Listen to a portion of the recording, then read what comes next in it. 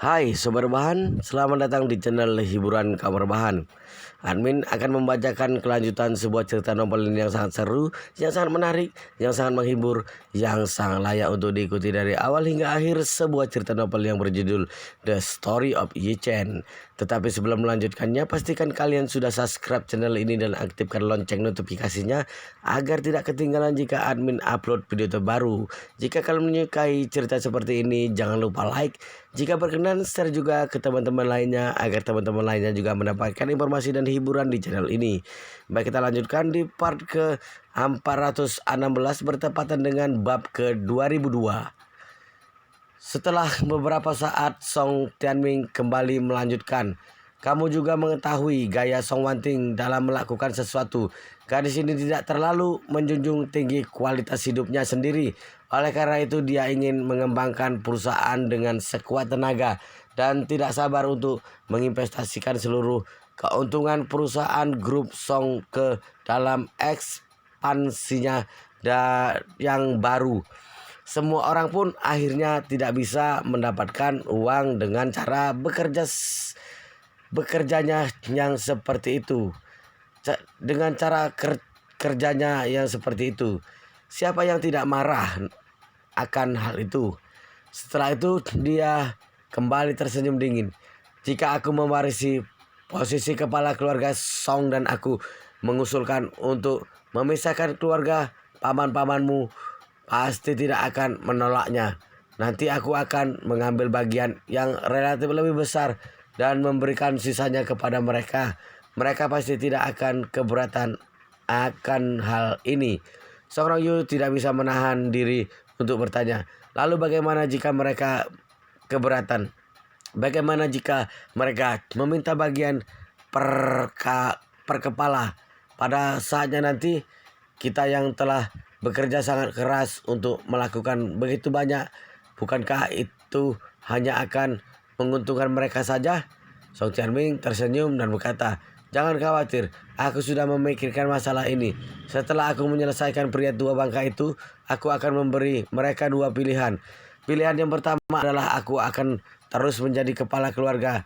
Dan kemudian sama seperti Song Wanting, aku akan mengerahkan seluruh energiku untuk memperluas peta bisnis. Dengan cara ini, mereka bahkan tidak akan berpikir untuk mendapatkan bagian dari keuntungan grup untuk sementara waktu. Ketika mereka tidak punya uang nanti, mereka hanya akan terus mempertahankan kehidupan mereka yang penuh dengan arogansi dan nafsu. Dan tentu saja pada saatnya nanti mereka akan menjadi sangat cemas. Adapun pilihan yang kedua, mereka akan secara sukarela menyerahkan bagian dari mereka kepadaku. Dengan begitu, maka aku akan setuju untuk menjual seluruh aset keluarga secara tunai. Dan dengan begitu juga mereka juga bisa mendapatkan uang dengan lebih cepat dan menjalani kehidupan yang mereka inginkan. Total aset grup Song saat ini apabila dijumlahkan secara keseluruhan maka akan berkisar sekitar lebih dari 20 miliar dolar. Untuk mendapatkan kesepakatan dengan cepat, kita akan menjualnya secara keseluruhan sehingga 20 miliar dolar. Hal ini tidak akan menjadi masalah dan persyaratanku juga tidak tinggi. Tidak peduli berapa banyak yang telah terjual, kita akan mengambil setengahnya dan sisanya akan dibagikan kepada mereka secara merata. Aku yakin mereka tidak akan menolak. Song Rongyu berpikir sejenak dan berkata, setuju. Apa yang ayah katakan sungguh masuk akal. Bagi mereka tidak ada bedanya dengan besar antara 3 miliar dolar per orang dan 5 miliar dolar per orang. Bagaimanapun, dengan begitu banyak uang, mereka tidak akan dapat menghabiskannya hingga akhir hidup mereka. Song Tianming bersenandung dan berkata, berdasarkan dengan apa yang aku ketahui tentang mereka, mereka pasti bersedia menjual beberapa saham untuk mendapatkan uang lebih cepat sehingga mereka tidak perlu hidup dengan mengandalkan orang lain dan tidak perlu menghabiskan hidup sambil memikirkan pendapat orang lain. Song Rongyu menghela napas lega dan berkata sambil tersenyum, Ayah, karena kamu sungguh percaya diri maka aku akan menunggu kabar baik dari ayah di Jepang. Selama ayah dapat menyelesaikan situa bangka tersebut maka aku akan bisa segera pulang besok. Setelah aku pulang kita akan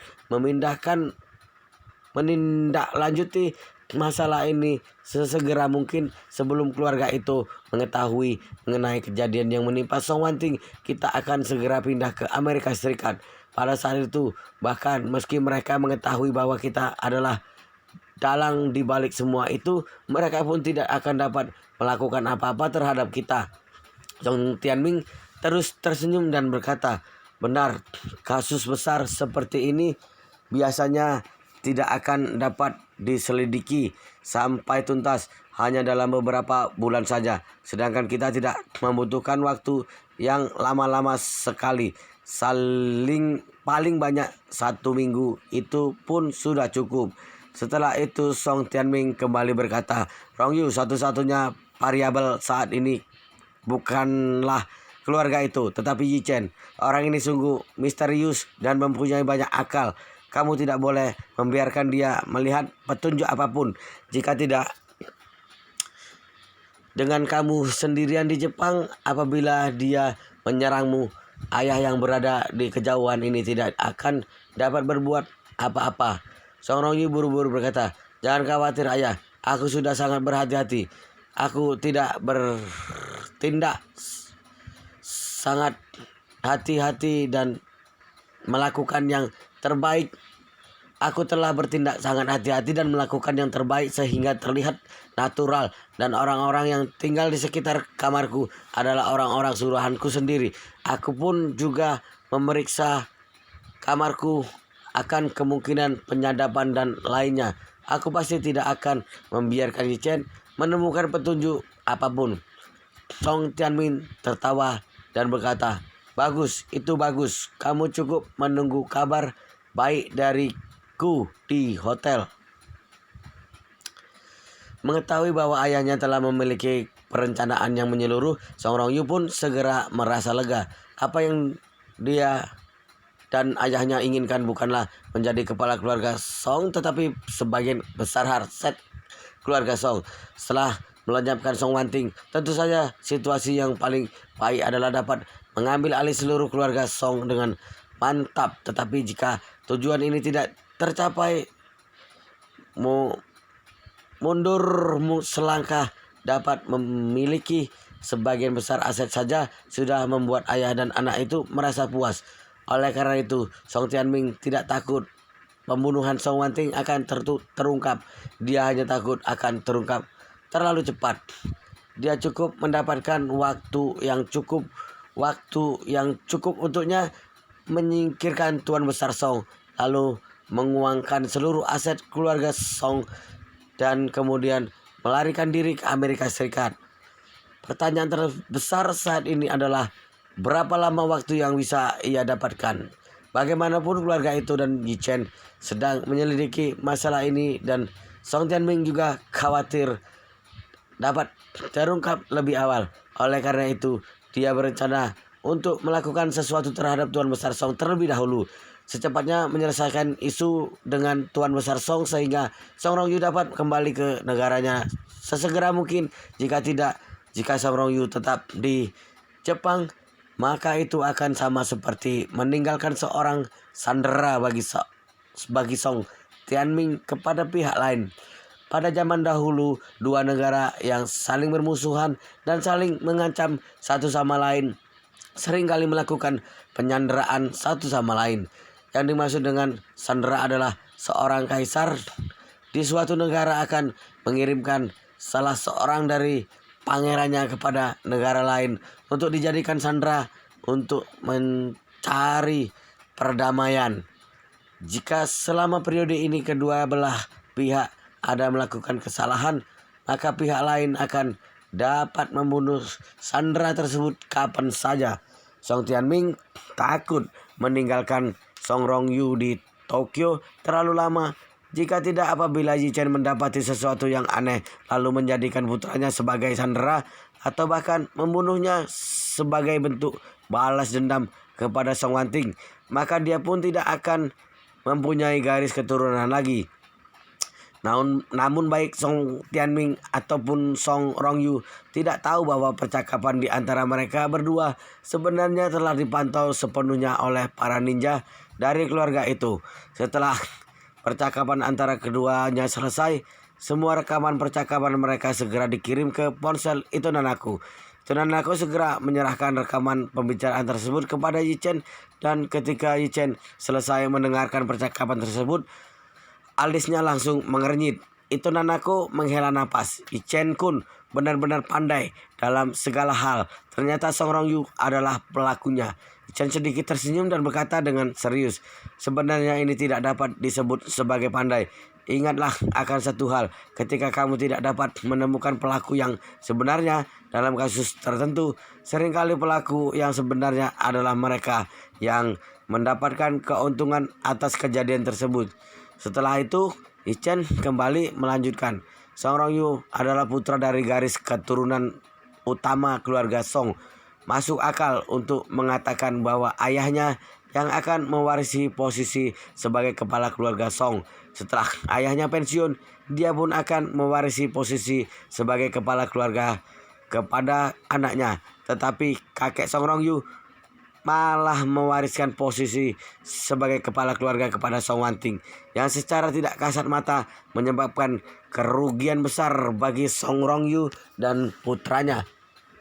Jadi tidak peduli kapanpun selama Song Wanting meninggal, ayah dan anak itulah yang menjadi sang penerima keuntungan terbesar atas kejadian tersebut. Sebagai penerima manfaat terbesar, kecurigaan kepada mereka akan secara alami menjadi yang terbesar. Itu Nanaku berpikir sejenak dan mengangguk setuju. Apa yang telah Yichen Kun katakan sungguh masuk akal. Terkadang keuntungan adalah motif terbesar untuk melakukan kejahatan. Yichen berkata dengan ekspresi muram di wajahnya. Song Rongyu dan ayahnya melakukan segala hal hanya untuk harta yang kecil tersebut. Aku tidak menyangka bahwa mereka tidak hanya akan mencelakai Song Wanting, tetapi mereka bahkan juga tidak ingin melepaskan sang kakek. Sungguh sangat keterlaluan. Itu Nanaku buru-buru bertanya, Yichen Kun, lalu apa yang akan kamu lakukan sekarang? Apakah kamu ingin segera menahan Song Rongyu dan kemudian memaksa ayahnya untuk menyerahkan diri? Yichen tersenyum dingin. Kok kita bisa saja melakukan ini, tetapi beresiko. Itu Nanaku bertanya, Yichen Kun, apa resikonya? Yichen menjelaskan dengan serius, jika Song Tianming memilih untuk menyerah terhadap Song Rongyu, bahkan meski aku membunuh Song Rongyu, maka itu tetap tidak akan dapat menghentikannya. Itu Nanaku kembali bertanya, lalu apa rencana Yichen Kun? Yichen tersenyum. Aku ingin membalas rencana mereka dengan rencana yang sama. Membalas dengan rencana yang sama? Itu Nanaku bertanya terkejut. Yichen Kun, rencana seperti apa itu? Yichen berkata sambil tersenyum. Bukankah Song Rongyu berpikir bahwa peluang hidup Song Wanting sangat tipis? Lalu bukankah mereka berpikir bahwa Tuan Besar Song akan menjadi pesakitan dan menderita demensia? Jika kita membiarkan mereka berhasil dan aku mengumumkan kepada mereka bahwa pencarian di Tokyo tidak membuahkan hasil, bukankah mereka berdua akan bernapas lega? Itu Nanaku mengangguk dan berkata, tentu saja, ayah dan anak itu pasti akan sangat senang dan bahkan mungkin akan merayakannya dengan menyalakan kembang api. Yichen tersenyum dan bertanya, lalu apa yang akan terjadi pada mereka jika mereka mengetahui bahwa Tuan Besar Song tidak sakit dan ternyata Song Wanting juga tidak mati pada saat mereka sedang berbangga ria seperti itu? Itu Nanaku mengercutkan bibirnya sambil berkata, jika hal yang begitu membahagiakan benar-benar terjadi, maka mereka pasti akan merasa sangat hancur. Yichen mengangguk. Benar, aku ingin membuat mereka merasa sangat bahagia dan tiba-tiba menjadi hancur. Setelah itu, dia mengeluarkan ponsel dan kemudian menghubungi Tuan Besar Song. Setelah panggilan tersambung, Tuan Besar Song bertanya dengan gugup, "Master Yi, apakah Anda sudah mendapatkan petunjuk tentang Song Wanting?" Chen berkata, "Tuan Besar Song, aku menghubungimu karena ingin mendiskusikan sesuatu denganmu." Tuan Besar Song segera menjawab, "Saya siap menjalankan perintah Master Yi." Chen bertanya kepadanya, "Apakah bisa bagimu untuk berbicara sekarang?" "Bisa," Tuan Besar Song berkata dengan tergesa-gesa. "Aku sedang berada di kamarku sekarang dan kamar ini kedap suara, sangat aman." Chen berkata dengan serius, "Baiklah, apa yang aku katakan selanjutnya kepadamu mungkin akan sedikit mengejutkan atau bahkan akan membuatmu tidak dapat mempercayainya. Tetapi kamu tidak boleh meragukannya dan lakukan apa yang aku katakan. Selama kamu dapat melakukan persis dengan apa yang aku katakan, tidak hanya Wanting dapat selamat, tetapi keluargamu juga tidak akan mengalami bencana." Begitu Tuan Besar Song mendengar ini, ia pun berkata dengan penuh semangat, "Master Yi, berikan perintah Anda, hamba pasti akan melaksanakannya." Chen berkata dengan ringan, "Aku ingin kamu mengambil pil permajaan yang aku berikan kepada Wanting, dan kemudian kikis pil tersebut menjadi 1/5 bagian, lalu larutkan dengan air dan segera konsumsi pil tersebut." Tuan Besar Song seketika terkejut dan berkata, "Master Yi, mengapa Anda menginginkan saya untuk mengkonsumsi pil permajaan itu dan hanya 1/5 dosisnya? Apakah Anda memiliki niat khusus?" Untuk Chen mengiyakan dan berkata, "1/5 bagian dari pil permajaan setidaknya dapat menjamin bahwa kamu tidak akan dapat diracuni dalam 2 hari ke depan." Tuan Besar Song semakin terkejut. "Master Yi, apa maksud Anda? Apakah ada orang yang akan meracuniku?" Chen berkata dengan belak-belakan, "Tuan Besar Song, mulai sekarang kamu harus selalu perhatikan putra sulungmu, Song Tianming. Berdasarkan pengetahuanku, dia kemungkinan besar akan menggunakan semacam obat perusak saraf untuk menghancurkan otakmu. Oleh karena itu, minumlah 1/5 bagian dari pil permajaan tersebut terlebih dahulu. Setelah kamu bertemu dengannya, tidak peduli apapun yang dia berikan kepadamu untuk dikonsumsi, kamu harus mengkonsumsinya. Tidak peduli minum apapun yang dia berikan kepadamu, kamu harus meminumnya. Kemudian pada waktu yang tepat, kamu harus berpura-pura bertindak seolah-olah kamu tidak mengingat apapun dan tidak mengetahui apapun." Setelah itu, Chen kembali berkata, mungkin akan mengatakannya dengan langsung, "Kamu harus bertindak seperti kamu mengalami demensia di depan Song Tianming." Tuan Besar Song tercengang. Master Yi, maksud Anda Song Tianming ingin mencelakaiku?" Tanpa menutupi apapun, Chen berkata dengan serius, "Dari informasi yang aku terima sejauh ini itu benar. Jadi kamu harus melawan rencananya dan melihat maksud tersembunyi darinya." Jinling keluarga Song.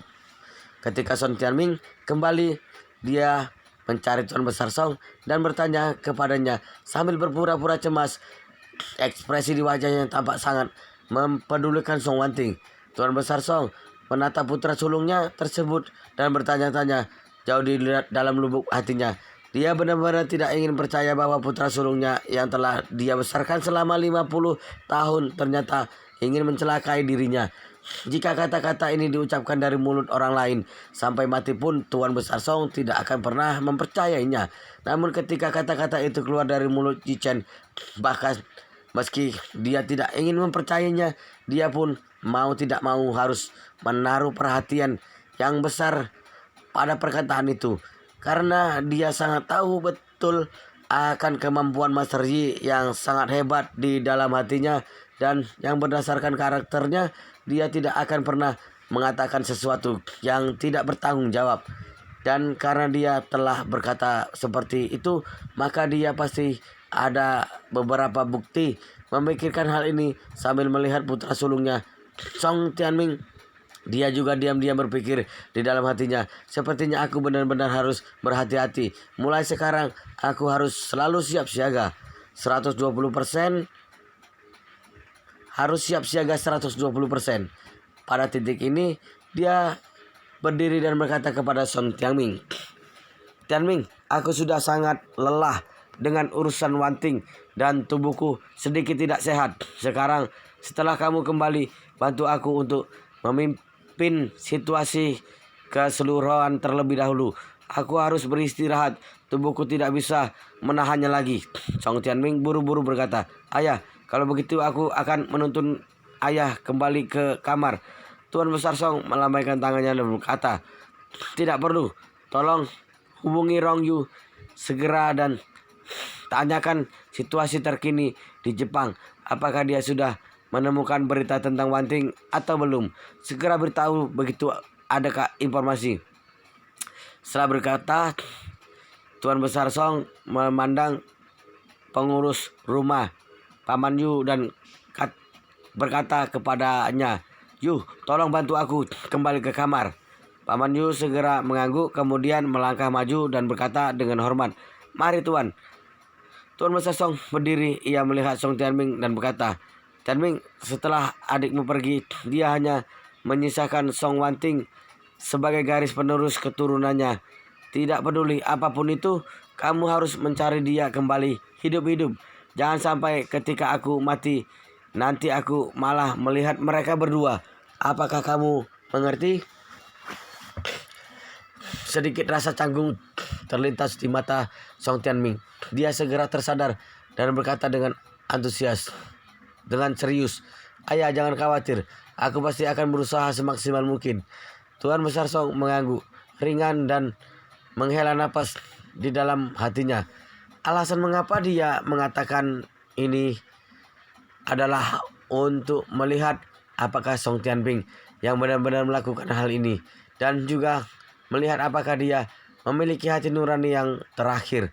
Jika dia masih memiliki sedikit hati nurani, dia pasti akan melepaskan keponakannya tersebut dan membiarkan adiknya yang sudah meninggal terlebih dahulu mempunyai garis keturunan. Namun jika dia masih tidak tergerak dengan kata-katanya dan bahkan masih ingin mencelakai dirinya sendiri, maka dia pun akan menyerah terhadap putranya tersebut secara sepenuhnya. Paman Yu membantu Tuan Besar Song yang kelelahan kembali ke kamarnya. Begitu dia memasuki pintu, Tuan Besar Song tampak seperti telah berubah sepenuhnya. Dia terlihat tajam dan tubuhnya tidak lagi terlihat lemah seperti beberapa saat yang lalu, dan dia berkata dengan dingin kepada Paman Yu, "Yu, tutup pintu dan datang ke ruang kerja di ruang dalam. Aku ingin berbicara denganmu." Kamar Tuan Besar Song sebenarnya adalah sebuah kamar suite yang berukuran sangat besar. Ruang tamu, ruang tidur, ruang kerja, semuanya ada di dalamnya dan terlihat sangat privasi, terutama ruang kerja yang terletak di tengah kamar dan memiliki ruang lain di semua sisi sebagai penyangga. Tidak ada jendela terbuka dan percakapan di dalam pun juga sangat sulit untuk dikuping. Melihat Tuan Besar Song menjadi serius, Paman Yu tiba-tiba merasakan kembali sebuah perasaan familiar yang telah lama hilang. Saat itu ketika Tuan Besar Song berada di masa kejayaannya, dia bertindak dengan penuh semangat dan tegas. Sejak saat itu Paman Yu telah mengikuti dan melihatnya menerjang berbagai badai dan ombak di dalam dunia bisnis. Setiap kali Tuan Besar Song ingin melakukan hal besar, dia pasti akan terlihat seperti ini dengan pandangan yang tegas dan tatapan yang menyala bagaikan obor. Dia buru-buru mengikuti Tuan Besar Song ke ruang kerja dan kemudian berkata, dan kata-kata pertama yang diucapkan oleh Tuan Besar Song setelah pintu ditutup sungguh mengejutkan Paman Yu. "Yu, aktifkan sistem pemantauan di rumah mulai sekarang. Beri aku pemantauan komprehensif atas setiap pergerakan Tianming." Begitu Paman Yu mendengar ini, ekspresinya seketika menegang. Sebelum Tuan Besar Song pindah ke kediaman ini, dia secara khusus telah meminta kepadanya untuk mencarikan perusahaan keamanan terbaik untuk diam-diam memasang satu set lengkap sistem pemantauan internal. Sebanyak 4 set sistem telah dipasang di seluruh kediaman keluarga Song. Syarat pertama adalah sistem keamanan keluarga untuk mencegah pencuri dan perampok. Syarat kedua adalah sistem pemantauan luar ruangan yang dapat merekam semua posisi di dalam dan di luar pagar dan seluruh sudut dan titik buta halaman 24 jam sehari. Setelah set ketiga adalah sistem pelarian darurat. Ketika terjadi bencana alam atau ketika ada bahaya tiba-tiba, dapat digunakan oleh sang pemilih untuk melarikan diri. Ketiga set sistem ini diketahui oleh seluruh anggota keluarga Song. Tetapi sistem yang keempat, yakni sistem pemantauan internal, hanya diketahui oleh 2 orang anggota keluarga. Yang pertama adalah Tuan Besar Song dan yang satunya lagi adalah Paman Yu. Sistem yang keempat ini adalah sistem pengawasan internal.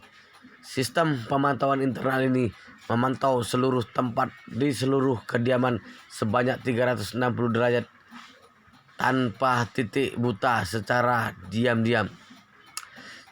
Setiap kamera ini tersembunyi dengan sangat baik dan orang biasa belum tentu akan dapat menemukannya meski diberikan waktu 10 tahun. Dan kamera ini juga dilengkapi dengan kamera beresolusi tinggi dan mikrofon yang dapat dengan jelas menangkap suara di setiap ruangan. Alasan mengapa Tuan Besar Song memasang sistem ini adalah bukan karena dia memiliki keinginan untuk memata-matai, tetapi karena dia telah melihat banyaknya pertikaian di dalam keluarga dan di keluarga konglomerat lainnya. Beberapa bahkan rela membunuh saudara mereka sendiri demi uang, membunuh ayah dan ibu mereka. Semua cara ekstrim digunakan untuk keuntungan sendiri. Oleh karena itu, Tuan Besar Song yang memiliki kecemasan yang kuat khawatir bahwa hal seperti ini mungkin akan terjadi pada keluarga Song di masa depan.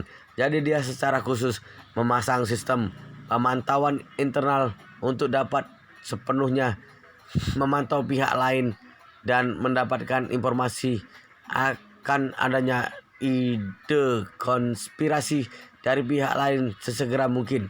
Namun selama bertahun-tahun dan 24 jam sehari aktif sejak pemasangannya, sistem ini tidak pernah benar-benar digunakan olehnya. Tuan Besar Song juga adalah seorang pria yang baik. Selama anak dan cucunya tidak menunjukkan kesalahan, dia pun tidak berkeinginan untuk memata-matai privasi dan dari anak dan cucunya. Namun sekarang dia harus menggunakan sistem ini untuk memantau gerak-gerik Song Tianming, untuk melihat apakah dia benar sama seperti dengan apa yang dikatakan oleh Master Yi atau tidak. Melihat apakah dia tidak hanya ingin mencelakai Song Wanting, tetapi juga ingin meracuni dirinya sendiri. Paman Yu bertanya dengan gugup, "Saat ini, Tuan Besar, mengapa Anda tiba-tiba ingin mengaktifkan sistem pemantauan internal ini? Apakah ada gejolak besar yang terjadi dalam keluarga Song?" Tuan Besar Song menganggukkan kepalanya dengan wajah yang berat. "Yu, kamu dan aku telah bersama-sama selama bertahun-tahun. Jadi ketika ada masalah dalam keluarga ini, kamu adalah orang yang paling aku percayai. Oleh karena itu, aku pun tidak ingin menyembunyikan masalah ini darimu. Tepat sebelum Tianming kembali tadi, Master Yi menelponku dan mengatakan bahwa Tianming dan Rong Yu lah yang telah mencelakai Wanting. Dan Master Yi juga mengatakan bahwa ayah dan anak itu bahkan ingin meracuniku dan membuatku menjadi seorang pesakitan." "Apa?" Paman Yu berkata dengan tercengang. Ini Tuan Besar, Anda tidak sedang bercanda dengan saya bukan? Tuan Besar Song berkata dengan serius. Bagaimana aku menjadikan hal ini sebagai sebuah lelucon jika bukan karena Master Yi yang memberitahukan kepadaku, sampai mati pun aku tidak akan percaya akan hal tersebut. Paman Yu berpikir sejenak, kemudian ia mengangguk dengan sungguh-sungguh dan berkata dengan serius, Master Yi bukanlah orang biasa. Jika dia sedang berkata demikian, pasti dia juga mempunyai alasannya. Anda harus menaruh perhatian berat kepada masalah ini. Anda harus mengambil tindakan pencegahan yang ketat. Tuan Besar Song menghela napas. Perkataan ini keluar dari mulut Master Yi. Tentu saja aku harus menanggapinya dengan serius. Oleh karena itu, aku pun ingin mengaktifkan sistem pemantauan internal untuk melihat apa yang dilakukan dan apa yang dikatakan oleh Tianming ketika dia tidak sedang di depanku. Wow, luar biasa sekali guys, ceritanya sangat seru, sangat menarik, sangat menghibur, sangat membuat kita penasaran jika tidak mengetahui cerita kelanjutannya. Tetapi sepertinya di part ini sampai di sini dulu, dan kita akan lanjutkan di part berikutnya di video selanjutnya. Pastikan kalian sudah subscribe channel ini dan aktifkan lonceng notifikasinya agar tidak ketinggalan jika admin upload video terbaru. Jika kalian menyukai cerita seperti ini, jangan lupa like. Jika berkenan, share juga ke teman-teman lainnya agar teman-teman lainnya juga mendapatkan informasi dan hiburan di channel ini. Baik, kita lanjutkan di part berikutnya di video selanjutnya.